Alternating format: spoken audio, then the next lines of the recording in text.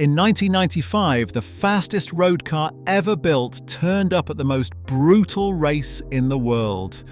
The McLaren F1 was never designed to race. The man who created it did not want it anywhere near a track. It had 3 seats, a gold-lined engine bay, and a price tag that could buy you a house.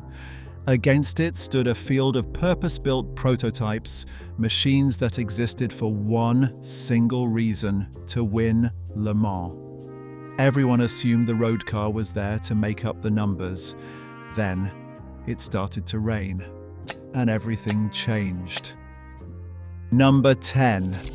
The car was never supposed to race at all.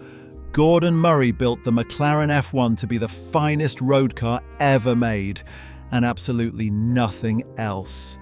Every single decision he made pointed away from the racetrack.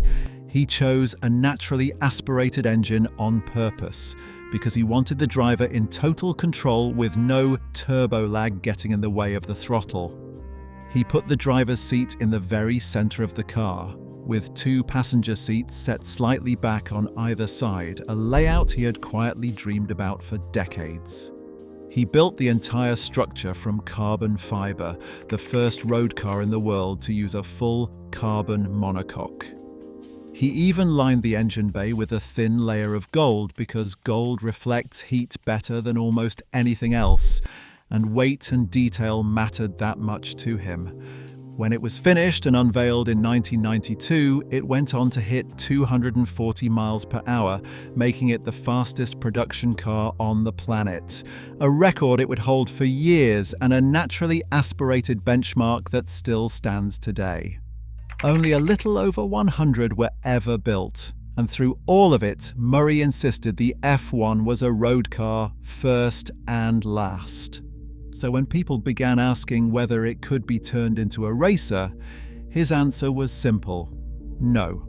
In his mind, the moment you build a car to win races, you start compromising it as a road car, and the F1 was meant to answer to nobody except the person driving it. Racing was not part of the plan. It was not even a distant idea on the horizon. That is exactly what makes the rest of this story so strange. The car that would go on to conquer the hardest race on Earth was created by a man who actively did not want it to race. Number 9. It only happened because the customers would not stop asking. The F1 went on sale, and a small group of very wealthy owners quickly realized exactly what they were holding. Men like Ray Belm and Thomas Bisher did not just want to drive their McLarens on a Sunday morning, they wanted to race them properly against other people. And a brand new championship called the BPR Global GT Series suddenly gave them the perfect place to do it. So they pushed. They pestered McLaren relentlessly for a racing version, and they simply would not let the idea go away. In January of 1995, only 6 months before that year's race, Murray finally relented and gave his blessing. He handed the job of turning the road car into a racer to an engineer named James Robinson. Now sit with that timeline for a second. 6 months. The accepted wisdom at Le Mans was that any new manufacturer needed at least 3 years just to learn the circuit and build the reliability before it could even think about winning. McLaren was about to turn up with a car developed in a matter of months, and it only happened at all because its own customers flatly refused to take no for an answer. Once they had their racer, those customers went out and dominated. Across the 1995 BPR season, the F1 GTR won 10 of the 12 races. The road car turned racer was not just competitive, it was quietly humiliating everything else on the grid. Number 8. They barely had to change the road car at all. This is the part that still sounds completely invented. To turn the F1 into the F1 GTR race car, McLaren did not actually have to do very much. The road car was already so close to a racing car that the conversion was almost embarrassing in how little it took. They stripped the luxuries out of the cabin. They added a roll cage. They fitted carbon brakes, bolted a large adjustable wing onto the back, and cut a few cooling ducts into the bodywork to feed air to the engine and brakes. That was the core of it. The carbon monocoque, the suspension design, the basic shape, all of it carried straight over from the car you could buy and drive home. And then something almost comical happened, because the racing rules forced every car to run air restrictors that choked the engine's breathing. The race car actually ended up with less power than the road car. The road-going F1 made around 627 horsepower. The GTR, strangled by those restrictors, made roughly 600. It was lighter and sharper and more nimble, certainly.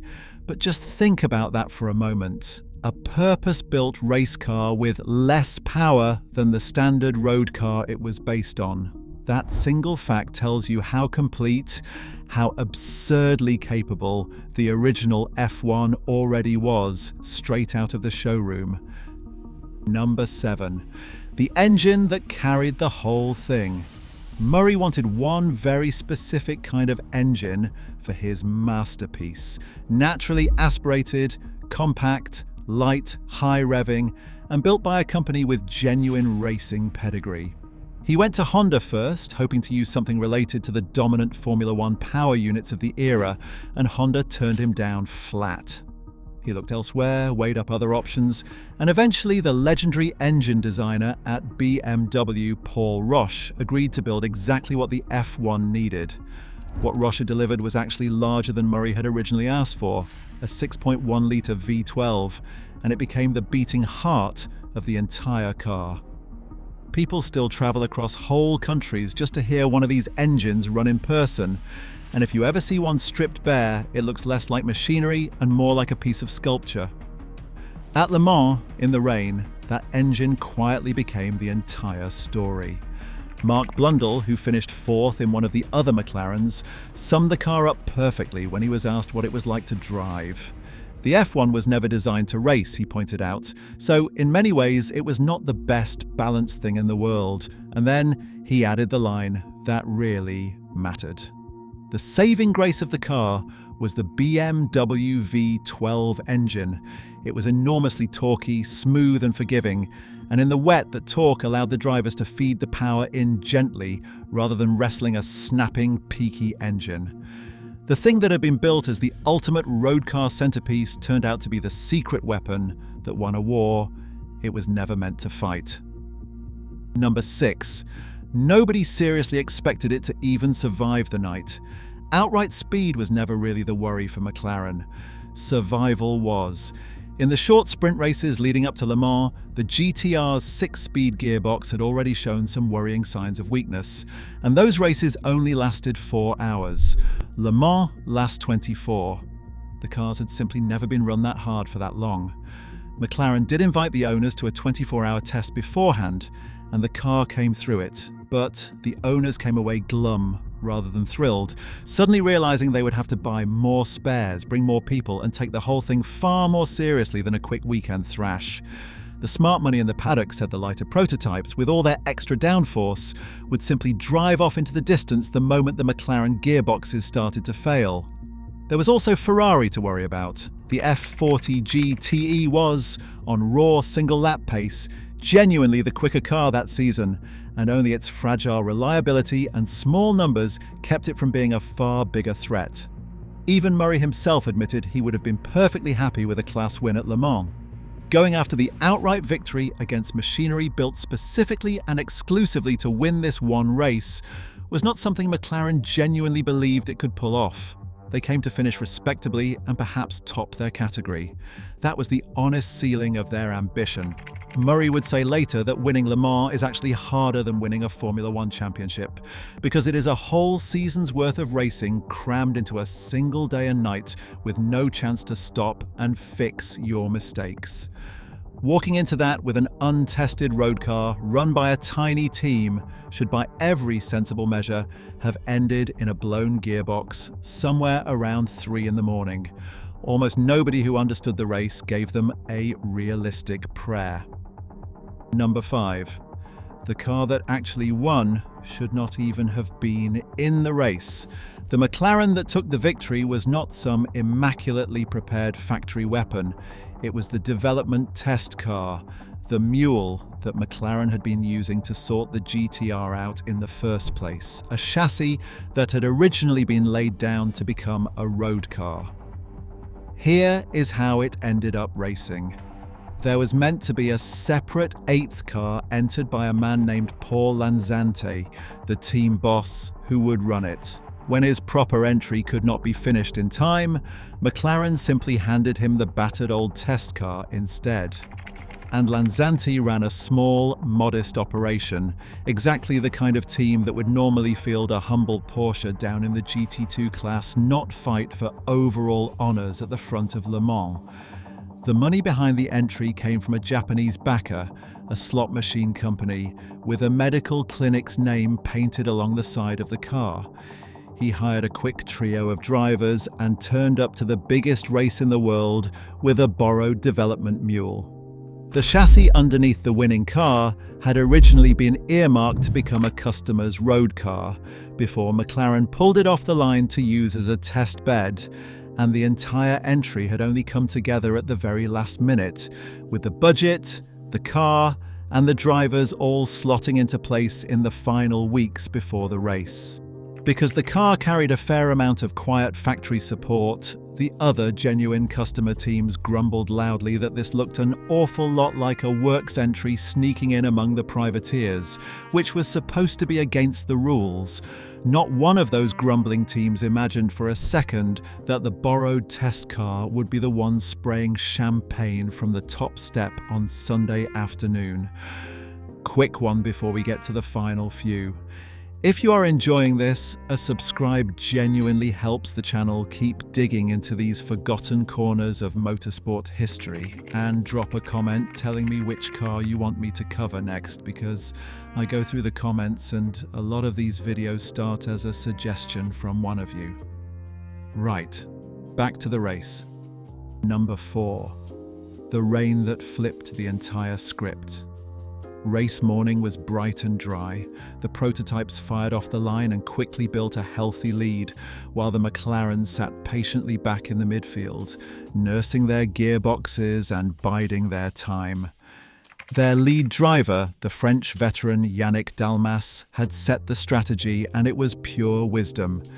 You cannot win this race in the first hour or the second, or even the 10th, he reasoned, but you absolutely can lose it. So they waited. Then, at the end of that first hour, the rain arrived, and it did not really stop. The 1995 race went on to become one of the wettest editions in the entire history of Le Mans, something close to 17 hours of steady, relentless rain.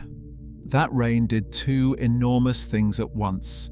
First, it cooled everything right down and took the strain off those delicate McLaren transmissions, the exact weakness that everyone had assumed would end their race before sunrise. Second, it dragged the fast prototypes back towards the slower GT cars, because in deep standing water, raw downforce suddenly matters far less than a driver who can actually feel what the car is doing underneath them. The team even discovered that the exposed gear linkage on the cars was filling up with water and grit, jamming the shifts, so at every single pit stop they drowned the whole mechanism in WD-40 to keep the gear changes clean. A converted road car, a tin of spray lubricant, and a flooded racetrack. Somehow, that became the recipe for winning the toughest race on Earth, and the conditions were genuinely savage. Around the 5th hour, one of the leading Peugeots aquaplaned at full speed and somersaulted in a huge accident. All night long, cars were spinning off, sliding into barriers, and limping back to the pits with broken parts and shaken drivers. The track had become a lottery, and the McLaren drivers, sitting low in a car that fed them clear information through the wheel, kept finding the grip that everyone else was losing. Number 3. The fight at the front was anything but a cruise. This was no quiet procession to the flag. The pole-sitting welter-racing Peugeot led early in the dry and then crashed out hard once the rain came down. And for long stretches of the race, the McLaren out in front was not even the eventual winning car. It was the Harrods entry, shared by Andy Wallace alongside Derek Bell and his own son, Justin Bell. At the halfway mark, that Harrods car was a full lap up the road on everyone else. Derek Bell was already a 5-time winner of Le Mans, and here he was, driving for a record equaling 6th victory with his own son sharing the very same car. It was the fairy tale the whole race seemed to be writing for itself. But in the closing hours, the Harrods car began to lose its gearbox, dropping its ratios one by one, while in the other, McLaren JJ Lehto started carving huge chunks out of its lead in the rain. Justin Bell eventually spun while approaching a chicane, the lead changed hands, and the Harrods car limped home in 3rd place with just a single gear left to it, the gearbox failure cruelly denying Derek Bell that storybook 6th win. And meanwhile, charging hard through the slowly drying morning, came Mario Andretti in the Courage prototype. Andretti had already won the Indianapolis 500 and a Formula One world title, and Le Mans was the one missing piece of his personal Triple Crown, in what everybody understood was his final realistic shot at it. This race was being settled out on the track, in the wet, in the dark, by the people willing to risk the most. And the McLarens themselves were not immune to the chaos. One of the other F1 GTRs, sharing the lead at one point in the small hours, suddenly broke its clutch and lost more than an hour in the pits, and then ran off the road on cold brakes the moment it rejoined. The Jaguar Challenge quietly broke apart in the night too, one car sliding off in the Porsche curves and another breaking its crankshaft before dawn. Survival, not just speed, was deciding this race minute by minute, and the borrowed Lanzanti car kept surviving. Number 2, first time out, and they won the whole thing. When the rain finally eased and the checkered flag dropped at 4 o'clock on Sunday afternoon, the McLaren F1 GTR had won the 24 Hours of Le Mans on its very first attempt. Only one manufacturer in the entire long history of the race had ever managed that feat before, and that was Ferrari, all the way back in 1949. The McLarens led all but a tiny handful of laps across the full day and night, and at the finish they filled 4 of the top 5 positions. The winning margin over Andretti's hard-charging Courage was less than a single lap, after more than 4,000 kilometers of racing. The average speed of the winner was the slowest for any Le Mans victor in nearly 40 years, which tells you just how wet, how treacherous, and how punishing the whole event had been.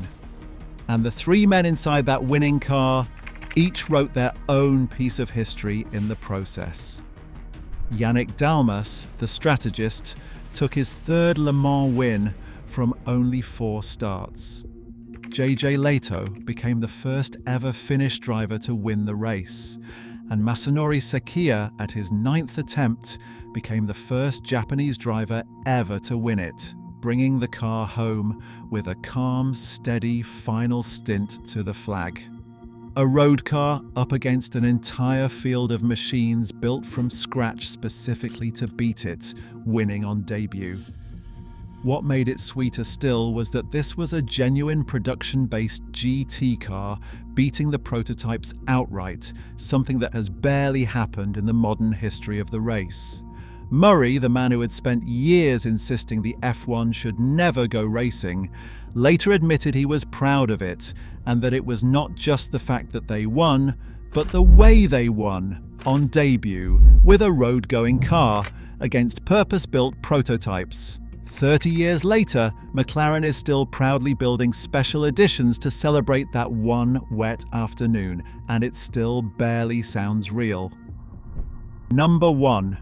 The single drive that actually won the race. Strip away the rain, the strategy, and all the lucky breaks, and the 1995 Le Mans truly comes down to one man and one single night. JJ Lehto had broken his neck testing a Formula One car about a year and a half earlier, and his single-seater career had stalled badly, with plenty of people quietly writing him off as finished. There were even doubters at Le Mans who assumed a quick single-seater driver could never have the patience or the stamina to last a full 24 hours. Then, through the very worst of the rain, in the pitch dark of the French countryside, Lehto produced something that the people who witnessed it still talk about 3 decades on. He was lapping as much as 30 seconds a lap faster than anyone else in the entire field. Not half a second, 30 whole seconds. Other drivers were tiptoeing around, genuinely terrified of aquaplaning off into the barriers. Lehto was sliding a converted road car through standing water at a pace that nearly matched the purpose-built prototypes. His own team kept getting on the radio, pleading with him to ease off, asking again and again if he was really sure about all this. He simply told them not to worry. Years later, when a reporter asked him how on earth he could possibly drive like that in those conditions, he just smiled and said it was fun. The mechanics who built the car admitted they never once believed it could fight for an outright win, right up until they watched Lehto in the dark and slowly started to believe. That one stint, more than anything else, is the reason a borrowed test car was able to beat the best endurance racers on the planet. The car that was never meant to race now sits quietly retired at McLaren's home in Woking, never raced again after that one perfect day. And to this day, McLaren remains the only name in all of motorsport to have won the full Triple Crown, the 24 Hours of Le Mans, the Formula One World Championship, and the Indianapolis 500. Every bit of it started with a road car that somebody dared to take racing. The McLaren F1 was built to be the greatest road car the world had ever seen, and then, almost entirely by accident, it became one of the greatest race cars too. That is exactly what makes it truly one of one, a machine that conquered a world it was never built for. If this is the kind of story you come here for, subscribe and we will see you in the next one.